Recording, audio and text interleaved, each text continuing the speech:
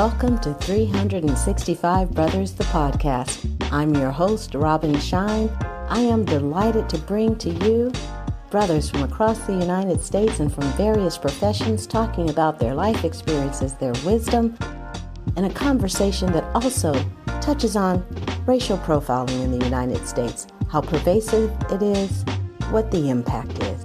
And remember, you can follow us on Instagram at 365 Brothers.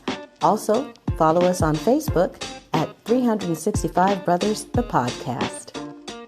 If this is your first time listening to a 365 Brothers episode, make sure you subscribe because you do not want to miss one brother's wisdom, one brother's experience, and their perspective on life in the United States. Today, we are speaking with a gentleman who is the Vice President of Digital Channels at Union Savings Bank. He's got 21 years of experience in banking, which is why I was like, oh, please come on my show. So I want to talk about us and wealth. And he has worked not only at Union Savings Bank, but over those 21 years, he's worked with Citibank. He's worked at American Express, Webster Bank. He is from Stanford University. I didn't know him, but we actually were there around the same time. And he ran track at Stanford University. Yeah. And is a cyclist. And he DJs on the side. Okay. When I say on the side, like having some fun with that. And here's why I was like, please let me interview you, because he has spearheaded this new product at his bank. And it is called Spending Insights. And it helps customers track their spending, keep track of their budgeting. Chris, before we go into the questions, is there anything that you'd like to share with the listeners to help them get to know you better? I'm an East Coaster, born and bred. I love my time in California. I came home afterwards. I interviewed for jobs on the East Coast and West Coast. East Coast won, and I've been here ever since. Now, where exactly are you from? I grew up in Mount Vernon, New York, but I was born in Hartford, Connecticut. Okay, got you. All right, well, let's go ahead and dive in. First question, what is a favorite song or movie, either now or all time? All-time favorite movie is The Matrix. It's just so dope. Yeah, I'm a huge science fiction fan. I really kind of felt that it changed the game as far as movie making and special effects is concerned. I also like the way that it helped to imagine what virtual reality would look like and what a real world, virtual world might look like. And it asks existential questions about the nature of reality. Yes, it did. Oh my gosh. Have you seen Resurrection? Yep. What'd you think? I liked it. I didn't love it. Okay. Yeah, I know. I need to go back and see it again myself. Yeah, me too. Yeah. It was good. And I like what they were going for. And there was a lot in there, but it really is something I think I'd have to watch like 2 or 3 times to appreciate all the different things they threw in together, you know? Yeah. Let's talk about childhood. What is a favorite moment from your childhood? Really, my whole track career. So I started running track when I was 8 years old. I was inspired watching the Olympics when I was a little kid. I was fortunate enough to get a track scholarship ultimately to go to Stanford.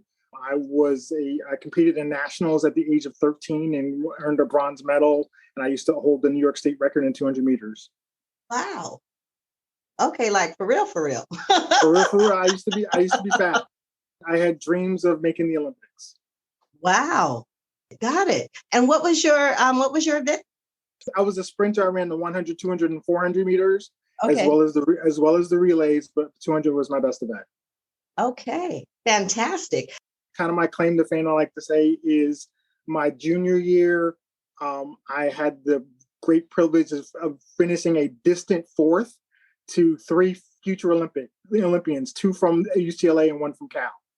Yeah, the Pac-10 championships, 1st, 2nd, and 3rd place all went on to the Olympics, and 2 of them won medal. Oh, wow. Okay, so fast. Yeah, I was a little fast. Several years and several pounds ago, I was fast. We won't talk about that because then I don't want to talk about over here. But yeah. I really appreciate you bringing that up, because we often we know that many brothers get sports scholarships to school, to college, and use it to, further their education and their careers. But we often don't get a look back, like to see, like, okay, so where does this athlete, you know what I'm saying, end up? And like to hear, here you were, this amazing athlete, and still also amazing as a VP of digital channels at a bank. You know what I'm saying? It's like, I love when whoever might hear this, especially younger people, that, get that, use that track, use that sports, get that degree. But then what else are you going to do? What else? Because life is long. It's kind of interesting that you bring that up. I don't know how much sports you watch or how much college sports you watch specifically, but there are commercials that are run by the NCAA themselves. And they say that most of our athletes go professional in something other than sports. It's a numbers game. There's only so many spaces, right? Yeah. Yeah. And I mean, just the talent that's required to make it to an elite level is seriously high. Again, I have a lot of respect. I was fast as, like a 13 to 20-year-old, 22-year-old, but I wasn't necessarily fast enough to make it to the Olympics. But you really have to understand the level in which those actual Olympians compete at. And it's absolutely phenomenal. Absolutely phenomenal. Well, since we're here, just, in a few sentences or so, I don't watch a lot of sports, but, I couldn't help watching the gymnastics in the Olympics and Biles, you know what I mean? I had that fever. And so I read a little bit about her. I don't think we have any idea what that means. And you right there, what that is. What is that difference? Like because you said it's really elite. Like, what is that difference? I mean, it's a lot of luck. I'll put it that way. Okay. Being aligned with the right people and having the right coaches and staff and people to support you. And the people support you go well beyond just your coaching staff, your parents, your mentors, your teachers, just all the kind of people around you really to be there to support you. Okay. And you have to have some luck. I mean, unfortunately, I got hurt and I wasn't able to kind of make it to my dream. Obviously, Simone Biles had her mental health issues. I think she did the right job to really make sure that she protected her body and her viability by pulling out of the events that she did. It could have been a dangerous circumstance for her. But really, having that group behind it, and then you also have to have a lot of determination in yourself in order to do. There's a lot of commitment that you need to do, a lot of sacrifices that you have to make it in order to be at the elite level in athletics. Right, sacrifices. Isn't that the difference in everything? What are you willing to sacrifice? Yeah. Which brings us to the fact that you clearly have made significant sacrifices, or I shouldn't say it's clear you've made sacrifices. I will say it's clear you work hard to become the VP of digital channels. But rather than me think I know what you're most proud of, this is why I asked the question I asked for 2 accomplishments. The first, an accomplishment that means the most to you personally, and then the accomplishment that gets the or wow from others. So let's start with that first one. Which accomplishment is the one that means the most to you? Being a father, honestly. I have 3 wonderful children. 2 of them are officially adults now, which is great. And I couldn't be prouder of my 2 daughters and my son. It's really great to be a father. Fought hard for them. We'll get to that further on in discussion. Okay, good. But I think, for me, obviously my crowning achievement as a human being is my children. I love that. Like, I really underestimated how much men, not just Black men, but men have such pride in fatherhood. You know what I mean? We always talk about the mother and I'm just so used to, it's the best day of my life, the day I had my kids. But I had not heard so often from men about the pride in being a father until I did this. So I don't know if nobody talks about it enough or if I just never listened. They don't. I mean, part of what I wanted to do in the response to this question is just to say that, fathers deserve more credit than we get, Black fathers especially. And the deck is really stacked against us. And there's a lot that we have to overcome just to kind of have a seat at the table. Yeah. Yeah.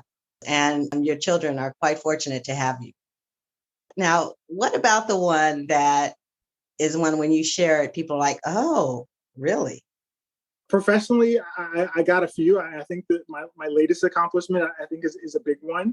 I'll kind of lean on that one. Again, being able to launch the Spending Insights project, it was a year in the making. And actually, I'd say even a little bit more than that. I'm fairly new. It's been 2 years now with my current company. And I wouldn't have had the opportunity to do this project, to really lead it from start to finish, even from a strategy perspective, had I not come to Union Savings Bank. So I'm really pleased and honored and proud that I've had the opportunity to do that, mostly more from a leadership perspective, being taken seriously perspective.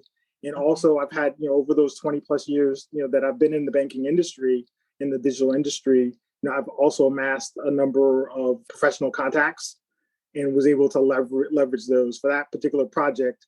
I do know, getting a little bit into my field per se, but there's financial technology firms, or what are called fintech firms. And I have some relationships with some folks there, and I hope to bring them together with the company that works to do the nuts and bolts of our bank, bring them together, and then really kind of elbowed my way and pushed my way to the front of the line to say, not only that help bring you guys together, but we want to be first.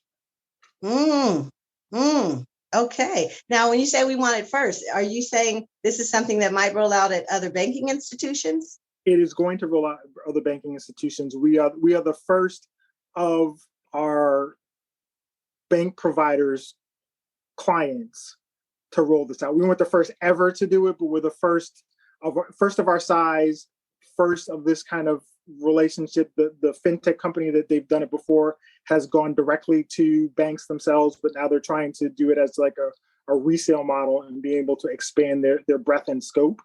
But we're the first bank to ever do it with FIS. That's what the name of the bank core provider is. That's awesome. This is a great time for you to talk a little bit more about what this is and what it provides customers, please. Sure, yeah. So Spending Insights is a piece of artificial intelligence software that, again, is developed by a fintech company called Personetics. And what they do is they have a mantra that they call self-driving finance.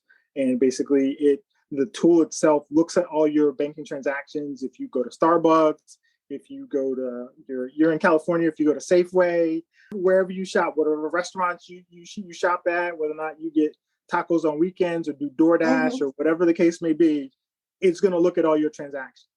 It's going to tell you, hey, you're spending more than you did last month. It's going to give you quizzes and say, hey, how much are you spending on groceries this month? It may say, you're kind of below your budget. Or it may say, good job for you. You got some extra money less this month. Maybe you might want to put that in a savings account. So it's really helped to keep people on track of their finances, making sure that there's no surprises. And it also helps people to save. I love it. I won't name the app that I use, but it's great. And it's really good for tracking. And it really keeps me focused on, if I overspend in this category, then I move it here. And, and I love that. But what I use doesn't provide insights. You know what I mean? Like, I love that that's in the title, Spending Insights, because it sounds like it would be the kind of product that if I could say that, my goal is to put aside 20%. And then it would say, well, you know what, you only put aside 16%. And is it something where it could say, you spent this much at Starbucks? Is that what you want to do? And I know I wouldn't say it like that because it would offend people, but does it have that kind of capability as well? It does. The next phases of it that we're working on for this year are to be able to automatically put in that savings. If you have a goal and you said you want to save a certain amount, you want to save for a vacation or for retirement or for your kids' college or whatever the case may be, you can do that. That's not there yet. Again, we're working on that for this coming year. But the part previously that says, look at your spending. Hey, you're kind of spending a little bit too much at Starbucks. And if you cut back on a couple of those, maybe you could help, balance your budget for that month, et cetera. So it does a lot of those kinds of things. Or it might say, have you bought, I'm looking in the background, have you bought paintings from, some art store before? And you go, hey, I didn't do that. That's fraud. And there's an opportunity for you to call the bank and hope to get your money back. Did you buy a kente cloth tapestry in Ghana? No, that wasn't me. Then you can call the bank and say, hey, something's not right here. And you guys need to fix this. So, there are ways in which you can help protect the privacy and the security of your bank accounts too by doing this. That's great. Thank you for thinking about what would be needed by customers, because that's what I hear too. Like it was customer need driven and creating that. And I hope it rolls out and gets to my credit union, because that's something I would love to have. All right. Well, let's get back to you. What is a favorite quote, saying, metaphor, or book, and why? My favorite book is Lilith's Brood by Octavia Butler.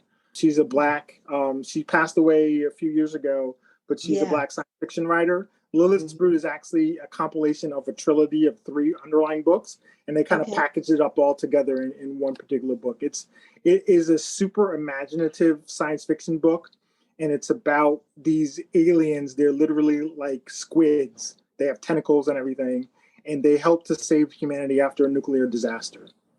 Okay. The main character in the book is a woman named Lilith. She's a Black woman, and she basically trades her DNA and her genes with the aliens to produce hybrid children. She is not liked by the other people who have been rescued. She's really looked as being somebody who sold out humanity, but she's just trying to build and help and to survive. Because when the aliens come, and the other thing that's interesting about it is everything is organic. There's no metals, no spaceships with laser guns, and no beam me up Scotty, none of that kind of stuff. And everything is all organic. And the way that they do that is they breed plants and animals to serve their needs. Like their spaceship is actually an intergenerational ship, and they travel across the galaxy hundreds of years at a time.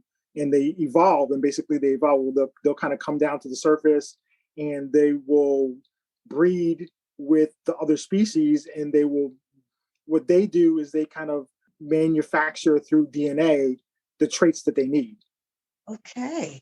So it's a fascinating series, and basically the story talks about Lilith and her children, and not only does it talk about her, but then talks about some of her children and how her children go through, and some of them are human looking and some of them look like squids.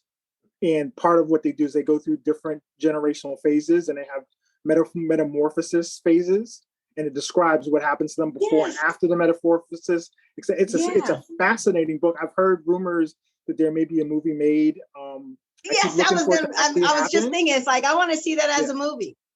I love science fiction. I have to say, I know I own some Octavia Butler, but it's with a whole bunch of other books that I'm going to get to one day. And you've just pushed it up a little higher on that list of books that I need to get to. That sounds good. I actually started re-listening to it. I'll put it that way. I have an hour commute each way. Okay. I've been re-listening to the audiobook. That's good. One of the things I love about that question is I always find like some really amazing books from the brothers. And what I hate about that question is I keep finding really amazing books that I want to read, and that list is getting longer and longer. But that's okay. Well, now I want to ask you about an experience. What is a moment, conversation, or event that either had a significant impact on your life or changed the trajectory of your life? My divorce. It changed nearly everything about my life, from being able to deal with family court, trying to think about how society views us. It was definitely negatively impacting from a financial perspective, and just there was a lot of battling I had to do just to be in my children's lives. And between court battles and lots of money and so on, that was a challenge, and it took me to different places. It was part of the reason that I went to Texas. It's part of the reason I came back to Connecticut. Was really kind of all of that, and really just trying to do what I can to be involved in my children's lives. Wow. Can you share a little bit about that experience? Like, not details about your divorce or anything like that, but just, we don't really get, I'm gonna be honest with you, I don't think we really care. I'm speaking as women, what it's like for the father. Right. I don't have kids, but I know, talking to my girlfriends, we are not in your world at all. And if you could just share, whatever's comfortable, but put some flesh on that for listeners who have not given any thought to what that experience is like for the father. it's tough. I mean, really, the system and the institution really looks at fathers for nothing more than their financial output. Really, it's more around what's the child support and the fact that you need to pay this child support. What I will say is family court and child support is worse to deal with than the IRS. The IRS, you can at least negotiate. You can say, hey, I can't pay this right now, but I can put you on a payment plan and I'll pay it off in X number of months or years. Child support doesn't care. If you don't pay it, you go to jail. That's it. Period. End of story. So you really need to make sure that you take care of that. And there's not a lot, unfortunately, that they care about as far as your situation is concerned. Gotta pay rent, gotta pay a mortgage, gotta pay your car note. I don't care. Says you're supposed to pay X. That's it. And conversely, for being a father, being a parent, the default for really shared custody, 50-50 custody, is not really shared 50-50 custody. It basically means that fathers get to spend a couple of weekends a month with their kids. And then the other 26 days of the month, they're with mom. Just in general. I mean, there are certainly men who are out there who have full custody or have more custody relationships, et cetera. But in general, the standard custody arrangement is kids live with mom and dad sees them on every other weekend. And that's kind of, and they split holidays, et cetera. But, basically it's only a handful of days a month. I'm glad I asked, and I do appreciate you bringing that up, because we don't like to talk about, just in the same way that it's uncomfortable sometimes for white people to consider privilege, I think there are certainly situations where men enjoy a privilege that women do not. So, I got that. But it's worth noting the privilege that women have in our family courts. And what I take away from doing these interviews with the brothers is a realization that we diminish what love is for men, and particularly for Black men. Does that resonate? Yeah, it does. And I'll say a little bit of a twist or a spin on that is we tend to reflexively label Black fathers specifically as deadbeats. Brother's not paying child support, brother ain't seeing his kids, what's going on with that? He's not there, etc. Situation I had was there were just a lot of challenges that were in place. It was tough for me to get report cards. It was tough for me to be able to get an audience for teachers for parent-teacher conferences. It was tough for me to be able to chaperone for school field trips. All those things were challenges. It was tough to even get extra time or even have flexibility in order to do so. So, the schedule's ironclad. Not that I'm going to get into a whole lot of details, but my ex-wife was definitely very staunch about what was written on paper and would not budge for any reason whatsoever. She took some liberties that weren't reciprocally challenged in court. And I think some other brothers may say there's kind of a double standard. In other words, if I'm late for a child support, that's a huge problem. Like literally the entire state will come after me as it relates to that. Right. But if I'm supposed to see my kids and I don't, nobody really cares and nobody does anything. And there's really no way to make up that time. So I've lost months of time, literally months of time over the years. Again, my kids are grown now, but I've lost months of time that I will never get back just because of, court battles. Yeah. This interview is really more of a conversation. I am always grateful for the brothers, like going wherever we go, because that's not come up before in the podcast. And I really appreciate that. So what is either a highlight or a significant moment in your experience as a Black man in the United States? I kind of lumped that in with my dealing with the family court. So I kind of thought we covered that one already. My apologies. Oh, I think I smurged 5 and 6. No worries. And they're both similar. So tell us about an interaction that you've had with law enforcement. I've been really fortunate outside of being targeted for speeding. And I like to drive my car fast. What kind of car? What kind of car? Because I love cars. I have a Jetta. Okay, got it. Cool, cool. I love the German. I mean, I got you. And I shouldn't say I love cars because I don't. I just love driving fast in them, and I can't own one because I will lose my license. So Oh, it's okay. just like living through your ability to enjoy speeding when you can. It's a Jetta.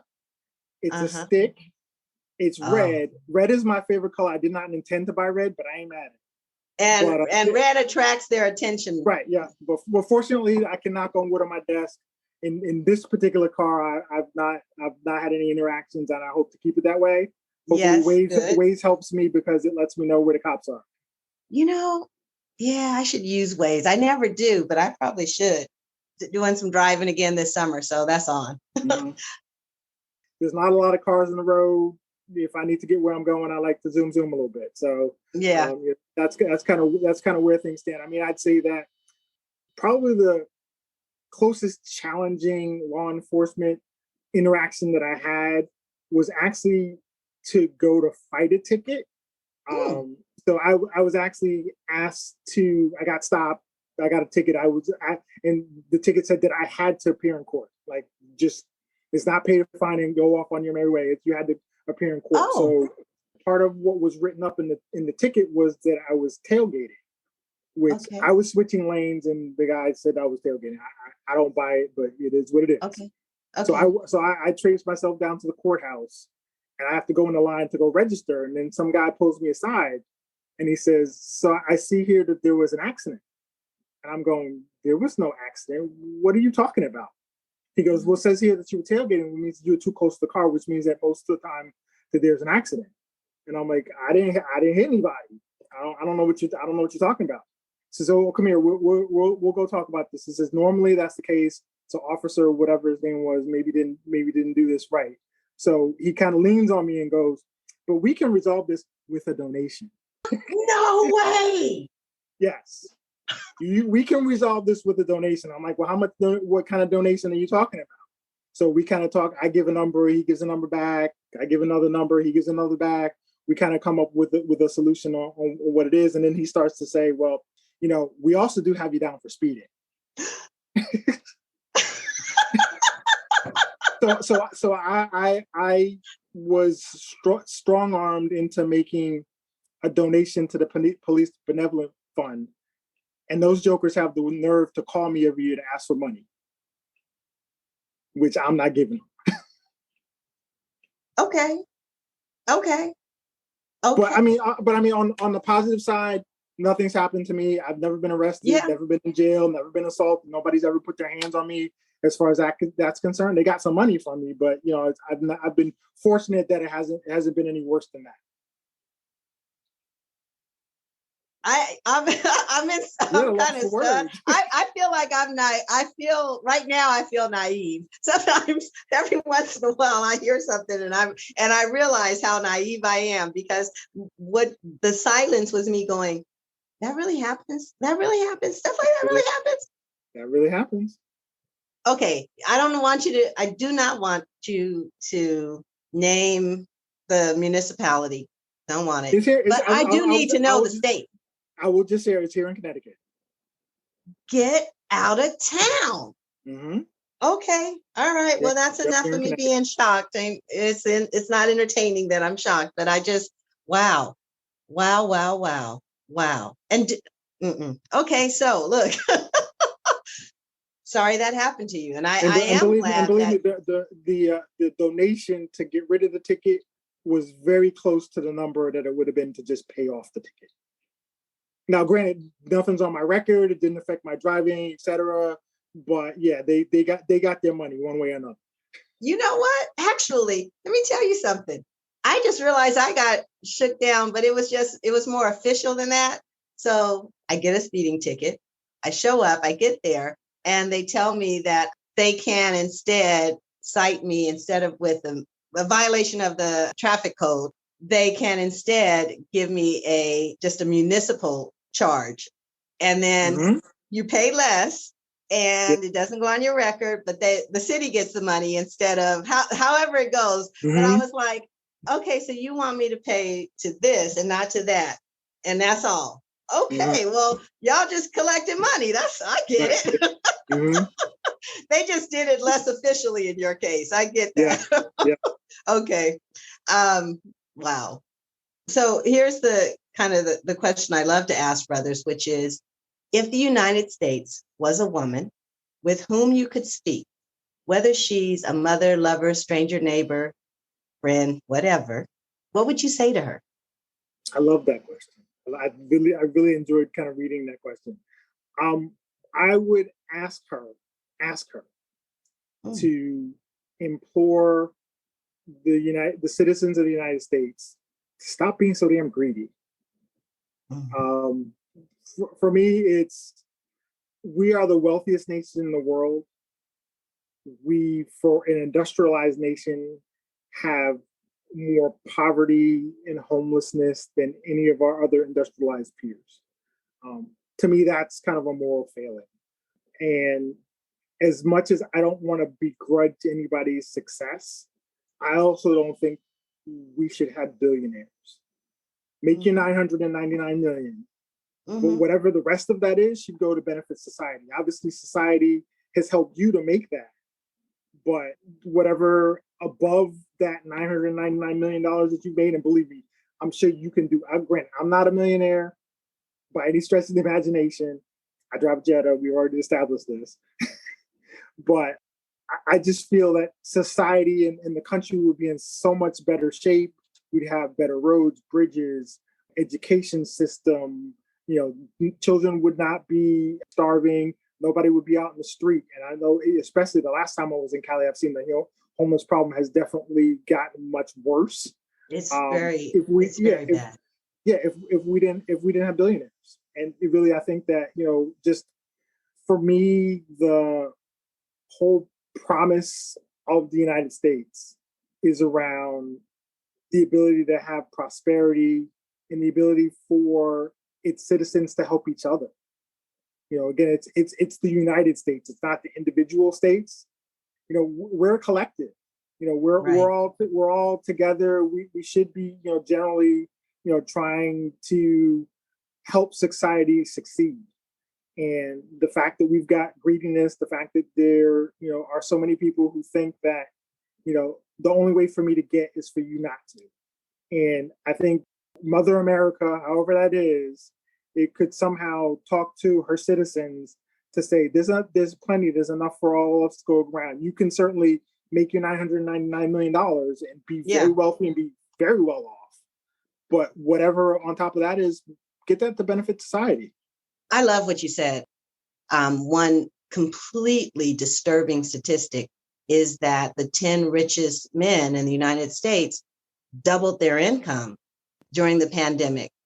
And again, like you said, it's not about hating on someone's success, but a lot of Americans don't realize in the 20s, 30s, before we got to looser taxes for the wealthy, they would pay 70% above a certain amount, Right, like exactly. Yeah, you're 999 million.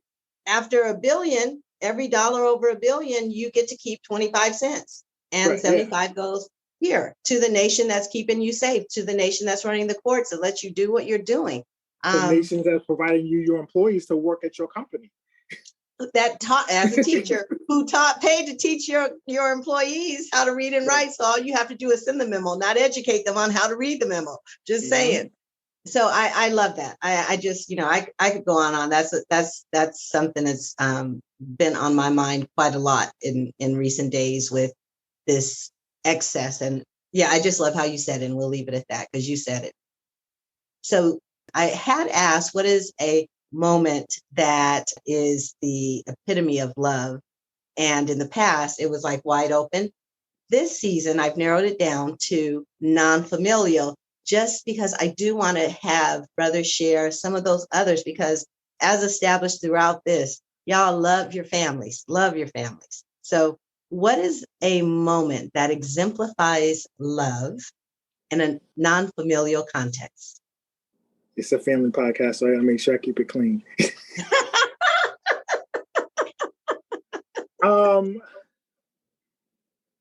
I gotta talk about my partner. Okay. My lady, she's the most Fine. fascinating woman I've ever known. She's amazing. So shout out to Toinette. So happy to have you. She's upstairs, but so happy to have her in my life. Yeah. Really, a lot of it has been for me kind of helping to expand her worldview. So I kind of look up at it a little bit about how Jada Pinkett's character was and Set It Off. Oh yeah. And how she hadn't been out of LA. And she was able to take to be able to go out and really start to see the world. So that's kind of what I've looked to try and do with her. So she grew up in the Midwest. She hadn't been out of the country. I've had an opportunity to take her out of the country. She hadn't been to too many different places, and we travel. Yeah, and one of the things I love the most is just seeing the smile on her face when I get a chance to either bring her to some place that she enjoys or to bring her to someplace new that she's never been before. I took her on her first cruise. So the first time you took her on the cruise or you took her out of the country, what was a moment that filled your heart? She's got a fear of water, really kind of being on the ship out at sea and not seeing land anymore, and her being a little, concerned about that, feeling safe because she's with me. Cool. Awesome. That's great. The final question is, you have been given a miraculous opportunity. You get to spend 5 hours with any Black male, living or dead. Who do you choose? And what do you talk about or do? Is this going to be on? This is actually going to be on YouTube, right? Yeah. Okay, good. So we can say, so I can speak to this person directly. Oh. We'll see if it gets hurt. Okay. Now keep in mind, it's also going to be on audio. So, but go for it. It's all good. It's all good. Yeah. Okay. Go for it. I would be interested in spending 5 hours with Killer Mike. And I'm going to tell you why. Number one, I think it's cool. I'm a big Bill Maher fan, and I love to see him go on Bill Maher and just kind of talk about, what it's like, how he breaks it down and talks about what the real Black man's experience is in the world. But also being in financial services. I know that he's one of the founders of Greenwood Bank, and that's a Black-owned bank, and they're really starting to make a lot of inroads as it relates to being able to build up financial services for Black people, really trying to make sure that banking works for them, really trying to utilize some innovative technology. I just want to sit and just talk with them because that's some of the same industry. So I would love to say, what are you guys doing? Is there things that I can use here, et cetera? And really just kind of chop it up with him, just say, hey, from a business financial services perspective and reaching out and marketing and those kinds of things, like what can you help me with my career? Like what learnings would you have, and be able to share my experiences with him as well. I would love to be able to do that. And that's kind of, that's a selfish thing for me, for my career right now, but it's like an ultimate networking opportunity that I would love to have. I love that. This is my question for this season. I just love it. So first of all, Killer Mike, you out there? And even that's right. Yeah, Killer Mike, come get at me. There are some really amazing people who listen to the podcast. And first of all, let me just use this moment as an opportunity to thank those of you who are listening for the first time or watching for the first time, as well as all of you who have been faithful. When I publish an episode, I go and look and see the next day and see how many people listen. And I just appreciate those of you who are like right on it, like, okay, new one, let me hear it. So thank you for that. Also, I know y'all know people. I know who some of you are. You've thanked me. Many of my prior guests, my brothers, are listening. So if y'all know, hook a brother up. Okay. Right. Yeah, exactly. Yeah. That's awesome. And the other thing I love about who you chose and why you chose them in particular is, what a powerhouse combination that would be to have Black people, men and women, but in this case, talking about two brothers, Black men working together to create banking that works for us. Just in terms of being timely with current events, the banks because of new scrutiny that's coming on to them from regulators, there's been a lot in the news about them dropping overdraft fees, Mm-hmm. you know, and it's so often people of color. It's poor people in particular, but it's just hundreds of dollars that are because you made an error. And I know in some cases it may not be an actual error. Some people are just doing whatever they're doing, but it's so great to see some of the changes that have happened over time that are more in alignment with compassionate banking, you know, not like compassionate, we ain't gonna make no money, just compassion is in not being ridiculous. So the idea of having brothers work together to share ideas and maybe even create something even, you know, new, like that's y'all look, just so you know, so I've said it right here. If you guys create something new, call me up so I can invest. Yeah, no, I mean, and honestly, the other reason I want to sit down with Killer Mike is because I want to talk to him about how Greenwood can help to own cannabis banking. Because I know he's a cannabis enthusiast, and that's something that banks are starting to get into, not quite yet. And I know that, you know, obviously Black and brown communities have been disproportionately affected from a law enforcement perspective. And now we're trying to get back into it from an investment perspective. And believe me, white banks, white entrepreneurs are already making a whole lot of money on this. Yeah. And we need to get in the game. And I'd love to see somebody of his stature who, you know, cares about that part of the culture really be able to help other Black people succeed. His bank succeeds as well, but there's a way to lift up other people, especially, you know, people on the ground, you know, cannabis entrepreneurs all across the country. Yeah. And just in case there are people who may not know, kind of, because although in many states they made marijuana legal, it is still illegal in the United States. And so federal banks that are governed by federal regulations, that's still drug money. And so they have to have separate systems for that money. And like you said, it's like that would be an area where we should be participating as we are consumers in that industry. I'm not personally a consumer of that, have in the past, but, you know, but whether I am or not, it's like I have friends who don't drink. I love a good beer. It's still, people are buying it, and we should be involved in all levels of that industry as we should be in any and every industry. So exactly. Yeah, I got that. Those are my questions. Well, except the very last one. Okay. What did you get for yourself personally, Chris, out of participating in this conversation? I'll be presumptuous. I met a new friend. Cool. Absolutely. So I think that's the big one. I'm honored. I'm really honored that you invited me onto your show, onto your podcast. Really being able to speak about, you know, one Black man's experience, but hopefully, you know, some of what I shared is applicable for, you know, for other people in your audience and other people who you may have come on your podcast and as well. It's so wonderful to be creating this community that I have with all these new brothers that I get to meet. And I am so grateful that you said yes to sharing what you're up to. And you also mentioned how, you know, this is just one brother's experience. I'll use this opportunity to say, if you know someone who should be a guest on this show, please go to 365brothers.com and click on guest opportunity. I would love to hear from you. And so with that, Chris, I always end by sharing kind of the impression I'm left with of that individual. And I got to say, first and foremost, passionate, like your passion and your passion for your children is evident in how you speak about going to bat for them and the time that you spend with them.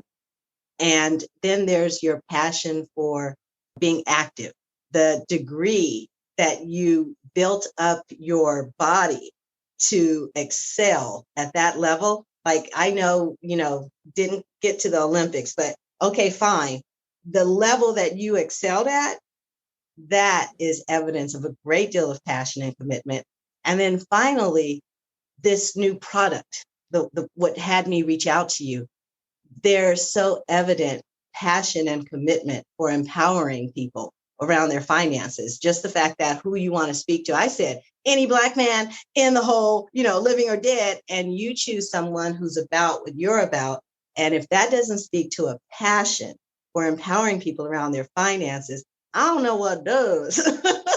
So yeah, look, what I have loved to been able to sit down and chop it up with Heavy D, who grew up in Mount Vernon just like me and is no longer with us. Absolutely.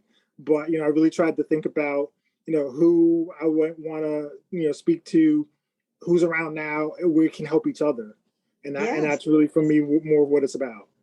Yeah, I love it. I thank you for being a brother of passion and commitment, and being an example of passion and commitment for not just other brothers, but for all of us, male or female, all colors. If I had a wish today for everyone, it would be that we would all find that thing that we are passionate about. So thank you. And thank you for being here.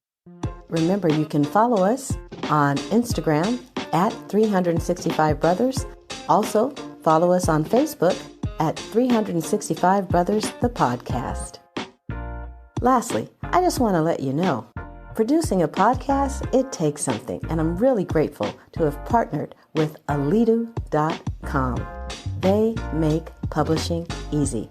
There's a link in the show notes for anyone who either has a podcast or is thinking about a podcast. You don't need to learn all that sound balancing and compression. Save all that. Use your time for what matters, interviewing and sharing the stories that your podcast brings. Thank you for listening to 365 Brothers. I certainly hope you enjoyed 65brothers.com, and your support is welcome. And remember, to listen is to love.